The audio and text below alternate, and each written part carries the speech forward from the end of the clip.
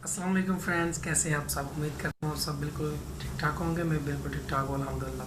हाँ जी, आज हम बात करेंगे तुर्की से पाकिस्तान का जो हमारा सफ़र था वो किस तरह से हम निकले वहाँ से, और किस तरह से हम किन रास्तों से होते हुए फिर पाकिस्तान वापस पहुँचे। बाकी इससे पहले क्या है ना कि इस टॉपिक पे अभी तक कोई भी किसी ने भी वीडियो अपलोड नहीं की। हाँ, पाकिस्तान तो तुर्की तो डंकी है, लेकिन तुर्की से पाकिस्तान की डंकी अभी तक किसी ने भी अपलोड नहीं की।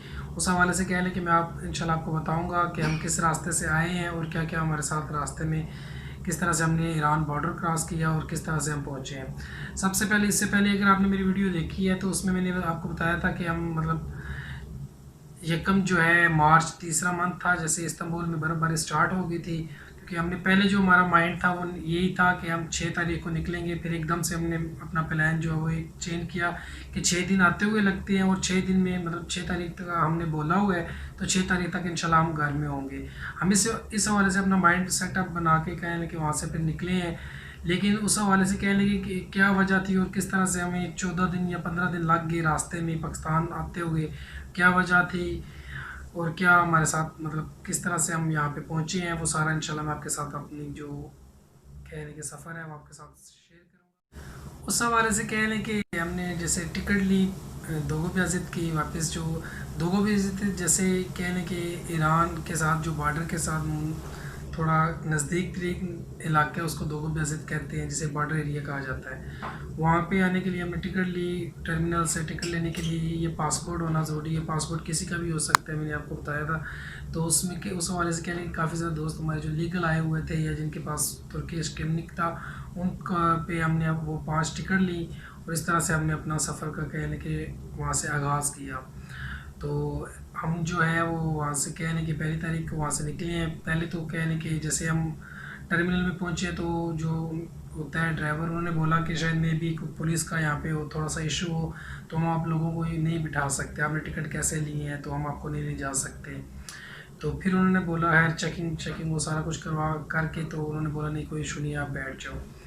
अच्छा, आप हम वहाँ से बैठ के जैसे जाते हुए मैंने आपको अपनी, अगर मेरी वीडियो आपने इससे पहले देखी हुई है तो मैंने आपको बताया था कि इस्तांबुल शहर से जो दोगो ब्याजित का जो सफ़र है, या दोगो ब्याजित से जो इस्तांबुल का सफ़र है, वो तकरीबन 16 से 18 घंटे का सफ़र है।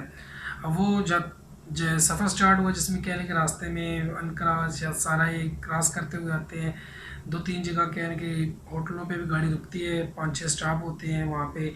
रास्ते में भी चाय वो पानी देते रहते हैं। तो उस हवाले से अब जब हम वहाँ से निकले हैं तो अब जो गाड़ी वाले थे उन्होंने कह रहे कि हमें फुल जो दोगो ब्याजित है वहाँ पे नहीं उतारा, कह रहे कि उससे कोई 10 किलोमीटर पीछे, क्योंकि वो कह रहे थे कि हमने शायद वान कोई इलाके उस तरफ से जाना है, तो हम आपको नहीं ले जा सकते आगे, इस तरह से आर्मी है तो हमारे लिए यानी कि मुश्किल होगी। उस हवाले से उन्होंने कह रहे कि 10 किलोमीटर आप पीछे उतार दिया। अब वहाँ पे हम उतरे हैं, तो क्योंकि अगर आप जो तो लड़के रहते हैं, जो लड़के इधर से गए हुए हैं, उनको पता है कि अब इस्तांबुल में जो लैंग्वेज बोली जाती है वो है तुर्कश, और हमें तुर्कश आती थी। और इधर जो कह रहे कि दोगो ब्याजित है, वहाँ यहाँ पे जो बोली जाती है वो होती है कुरमांजी, यानी कि कुरमानी ज़ुबान है, इनकी अलग डिफरेंट है, यानी कि ये यहाँ पे कुर्द होते हैं। अब उस हवाले से जैसे आपने मेरी पहली अगर वीडियो देखी होगी तो मैंने आपको बताया था कि जिन मालिकों जिनके पास मैंने काम स्टार्ट किया 600 हफ्ता पे, जिनके पास में काम ज़्यादा वक्त या ज़्यादा टाइम मेरा उनके साथ स्पेंड हुआ, तो उनके कह लें कि जैसे उनके अन्य बाबा थे वो हमारे भी अन्य बाबा बने हुए थे। उस हवाले से जो मेरे जो कह लें कि मालिक थे या जिन पात्रों था, वो जो था वो इसी एरिए का था। तो वो क्योंकि इसी साइड पे आया हुआ था। अब हम वहाँ पे, क्योंकि हमें तुर्कश आती थी, वहाँ पे तुर्कश कोई जानता ही नहीं था, तो उसी वाले से फिर मैंने आपके कह रहे कि उस मालिक को वो आते हुए मेरे फिर वही अगेन मेरे कहने के काम आया। उसको मैंने कॉल की तो मैंने पूछा कि आप किधर हो, तो उसने बोला कि मैं से मुमलिकत से, यानी कि यहीं से दोगो ब्याजित से कल परसों यानी कि इस्तांबुल पहुँचा, तो तुम किधर हो। मैंने उसको बताया कि मैं आप दोगो ब्याजित हूँ, तो मैंने वापस जाना पाकिस्तान। उसने बोला कि जो ऐसे करो कि जो अन्य बाबा है वो घर ही है, तो तुम घर जाओ, तो वहाँ पे रहो, तो ये नहीं। खैर मैंने उनको बताया कि नहीं, हम 5-6 यानी कि दोस्त हैं मेरे साथ, तो हम यानी कि इंशाल्लाह पाकिस्तान जा रहे हैं, तो इंशाल्लाह फिर कभी ज़िंदगी रही तो वीज़ा पे आएंगे हम। तो उसने बोला ठीक है। फिर उसको मैंने बताया कि हम इस तरह से, अब वो गाड़ी वाले ने हमें इस स्टॉप पे उतार दिए। अब आगे हमने टैक्सी करनी है। अब जिस टैक्सी वाले को भी हम खड़ा कर रहे हैं, कह रहे हैं रुकने को बोलते हैं, वो कुरमांची है और हमें कुरमांची नहीं आती, यहाँ पे मुझे तेरी हेल्प चाहिए। तो उसने बोला कोई बात नहीं है, कोई इशू नहीं है। तो यार उसने फिर हमने एक टैक्सी वाले को कहने के खड़ा किया वो टैक्सी वाले से, उसकी मैंने मालिक की अपनी की बात करवाई, तो उसने उसको कहने कि कुरमांजी में बताया कि हाँ ये इस जगह पे है, वो यहाँ से कहने कि ये 10 किलोमीटर भी और सफ़र है जो दोगोबिया मेन इलाके का, जहाँ पे वो चौक है या एरिया इनका। उससे पहले क्या है ना कि वो कह रहा था कि इस तरह से आर्मी है, उसके वो चेक पोस्ट है वहाँ पे इन लोगों के, यानी कि हमें नहीं वो पकड़ेगा, लेकिन अगर मैं गाड़ी के साथ वहाँ पे इनको ले जाते हुए देखा गया या मुझे मेरी गाड़ी से ये बरामद होगा तो मेरी गाड़ी भी जब्त हो जाएगी और मेरे लिए मुश्किल है। तो उस हवाले से कहने वो मालिक कहने मेरे काफ़ी ज़्यादा हेल्पफुल हुआ मेरा उसके साथ। तो उसने मुझे फिर तुर्किश में बताया कि यार ये इस तरह से ये चीज़ें कह रहा है और इस तरह से ये तुम लोगों को उधर लेके जाएगा। खैर फिर हमने उसके साथ जो पैसे हैं वो डिसाइड किए, किराया डिसाइड किया कि कितना किराया लेगा। फिर मैंने अपने वो, क्योंकि मालिक के साथ कॉल पे होल्ड पे था, अब वो जो टैक्सी वाला था उसको भी थोड़ा सा डाउट हो गया था कि यार इनके जो इससे यानी कि बात करवा रहे हैं इसके कोई ना कोई यानी कि इधर लोग हैं जो आसपास के एरिया के, क्योंकि वो जमपाली कहने कि उसी एरिया की थी। जो जैसे ही उसने उसको बताया कि मैं इस यहाँ पे स्टॉप पे खड़ा, तो उसने आगे बताया कि इनको इस चौक में उतार दें। तो उसके साथ ये कहने कि हमारा जैसे वो रेंट या किराया तय पाया था उसको वो पे किया। अब वो टैक्सी वाले ने भी कहने कि हमें ना 2 से 2.5 किलोमीटर पीछे यानी कि दूर चेक पोस्ट से सीधा रोड है, तो उसने वहाँ पे हमें उतार दिया और बताया कि यार वो सामने सीधा ना इस तरफ आप जाओगे तो वो सामने आप गुजर जाओगे, आपको कुछ भी नहीं बोलेंगे, अगर मैं जाऊँगा तो वो आपको पकड़ लेंगे। अब ये जो एरिया बॉर्डर एरिया है, यहाँ पे कह रहे हैं कि बर्फ़बारी थी, यहाँ पे कह रहे हैं मोस्टली 12 माह बर्फ़बारी ही रहती है और बर्फ़ ज़्यादा थी बहुत ज़्यादा। तो हमने फिर वहाँ पे कह रहे कि रोड पे चलना स्टार्ट किया। वहाँ पे वो बड़ी गाड़ियाँ आती जाती हैं, वहाँ पे वो चेक करते हैं। खैर हम निकलते जा रहे हैं, वो आगे जैसे जैसे आप वो आर्मी की कह रहे कि चौकी नज़दीक आती जा रही है, हमारी धड़कने हार्ट बीट यानी कि तेज़ हो रही है, यार पकड़ ना लें कहीं पे कैंप ना लगा दे ये वो।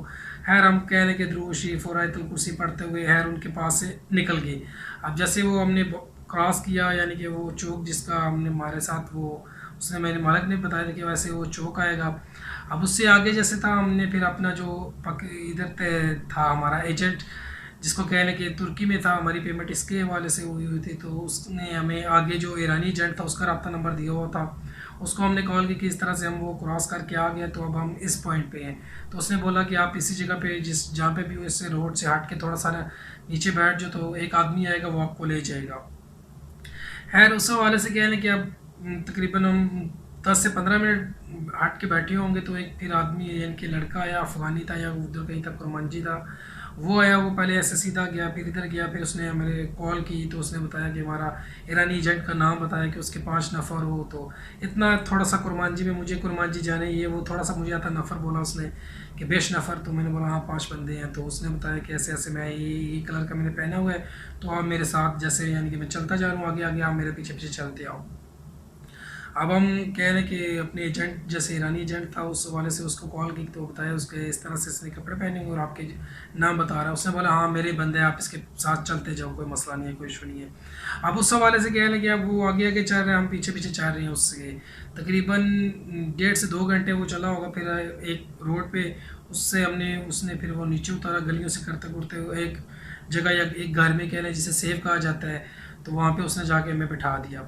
अब वहाँ पे बैठे तो फिर हमने अपने एजेंट को, क्योंकि ये वो इलाका है जहाँ पे कुर्द यानी कि कुरमांजी हैं या अफ़गानी जिस तरह से कह लें इलाका गैर होता है, यहाँ पे हम अनलीगल जो होते हैं या जिस तरह से डंकी लगा के जा रहे हैं, तो ये इनको सारा सब एरियो का पता होता है। ये सारा कह लें कि यही एरिया होता है जहाँ से पेमेंटें हवाले करनी होती हैं। अब जो लड़के नए जाते हैं उनकी पेमेंट लेनी होती हैं, या जिन लड़कों को वो किडनैप करते हैं पेमेंट का या उस हवाले से वो फिर मुतालबा करते हैं, ये सारा वो एरिया था।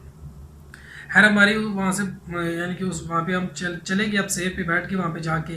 तो बर्फ़बारी क्योंकि बहुत शदीद हो रही थी उन दिनों में, कह रहे कि बर्फ़बारी भी ज़ोरों पे थी।